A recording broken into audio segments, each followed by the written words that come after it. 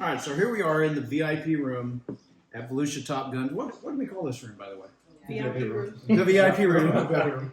Yes, I got it right. We're having some awesome food at the Double Barrel Grill. I always want to call it saloon because, you know, I'm a cowboy kind of guy. And the food is great, so obviously. So big shout out to Volusia Top Gun, Blackout Coffee, folks that have really been helping us out on the channel. But, you know, we just want to have a round table, or I should say rectangular table discussion on truck guns. You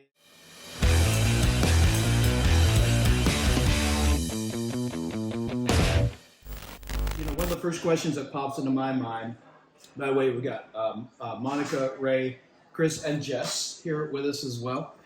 Truck guns. Why should you have a gun? Chris, why should you have a gun in your truck? Or Ray? Chris is chewing. Ray's chewing. Monica, why should we have... Actually, I am going to ask you because we did a bag dump earlier.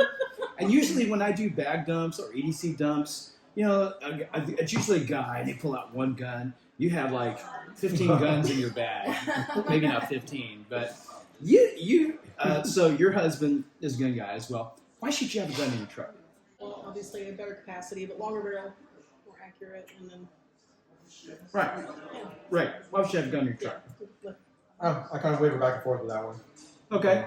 Because if I make it back to my truck, or I'm already in my truck, I'm just going to hit the gas and go.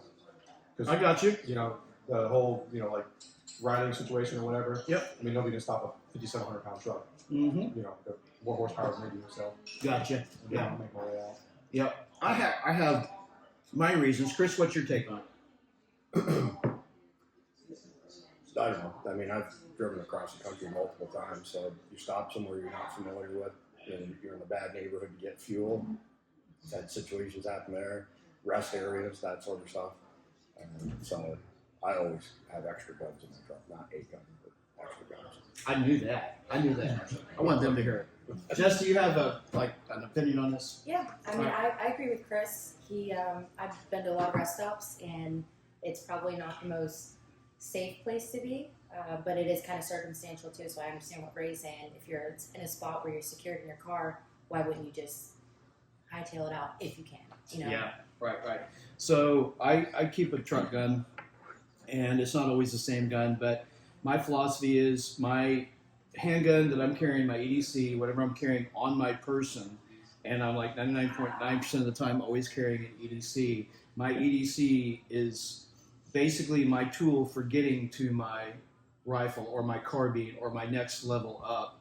Whether it's like this is one of my favorite guns. It's my Ruger PC Charger. It's 9mm. Takes Glock mags. I keep it in one of several bags that I have with a couple of 33 round stick mags. And that's you know, it's not necessarily a survival rifle, but it can be something that I can defend myself with, hunt with, and do other things with.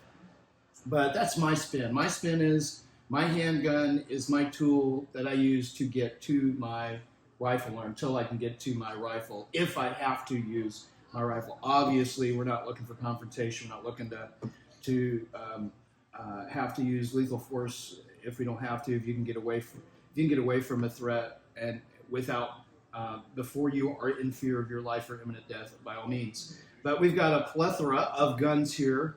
I've been wanting to use that word all day long. I don't know if this is actually a plethora, but it's four. You comment below. Tell me if I've got the definition of plethora correct. So I told you what I have here. Chris, this is yours, right? What is this right here? It's a Christensen Arms 9mm PCC. It takes Glock mags as well. Cool. So I usually keep 3 of them kicking around, 32 round mags, but I only put 30 rounds in them so the springs don't take a set. Yeah, cool. And I get that. And one thing I know about Christensen is they use a lot of carbon fiber technology. And so it's a small package to begin with, and it's probably even lighter than you think because of that carbon fiber wrapped barrel. You got quite a muzzle device on here. My barrel's threaded, so I can throw a can on there if I want. By the way, I want to show you guys something cool. By the way, this is empty and flagged. The Ruger PC Charger is takedown, and so it's small enough as it is, but check that out. Super small, Of course, the barrel apparatus has to be on there. Deploy that stock, and it's still a pretty small package.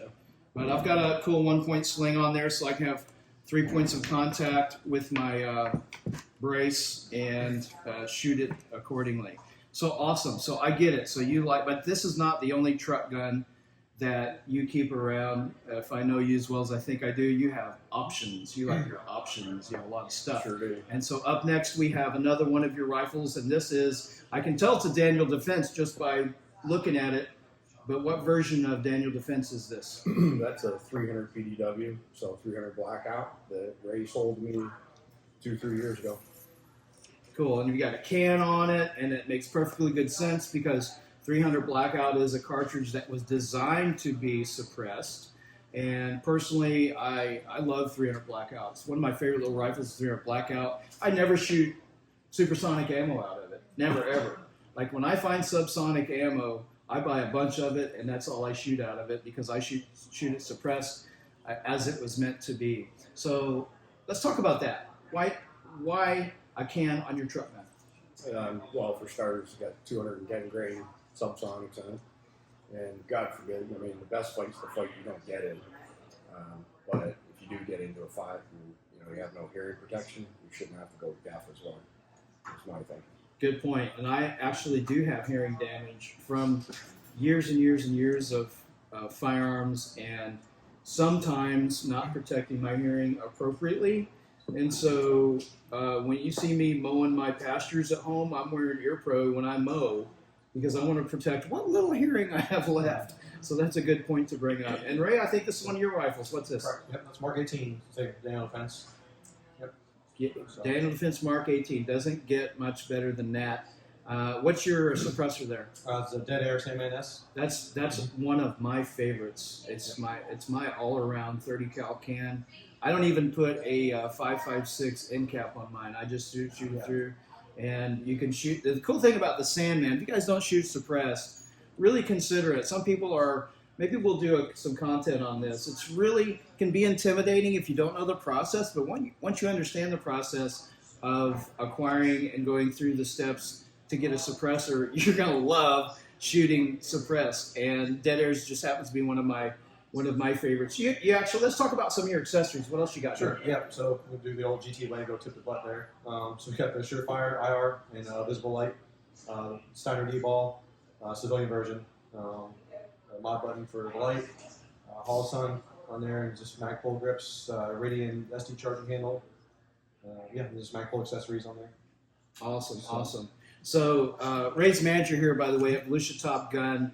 If you are in the area here in Daytona Beach, you definitely want to stop by. This is such a cool place. This little room does not do the whole place justice. We're talking about a full-scale shooting indoor, climate-controlled shooting. How many lanes do you have here? 16 total. 16 shooting lanes, a full-service bar and grill, a huge store with lots and lots and lots of inventory and lots of ammo and lots of accessories and lots of awesome, beautiful, nice people working here to help you as well. Truck guns. Comment below, guys. Tell us, what is your truck gun? What's your truck gun philosophy? What do you use? We want to know, and thanks for watching Survival Dispatch. Notice how he didn't point at me and said beautiful people. Yeah. Oh yeah. Just, that's it. Nice. I thought he was pointing. Yeah.